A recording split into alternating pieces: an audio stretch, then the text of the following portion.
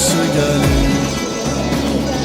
Laçın dağlarından esir küləklər, Qulağa ananın laylası gelir.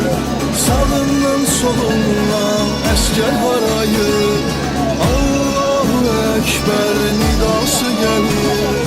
Neçə ana soldu, saçlarını yoldu, səbir kasa doldu, intiqamın sırası gelir. Neçə ana soldu, saçlarını yoldu,